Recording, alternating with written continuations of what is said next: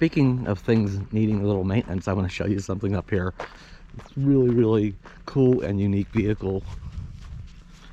The neighbor has this, and it looks to me like the front end, I don't know what it is, but like the front end looks like one of those old checker taxi cabs. Anybody remember the old checkers?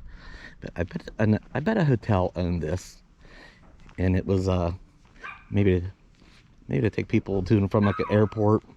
Plenty of cargo. It's a station wagon type. Oh, there's even a trailer hitch on it.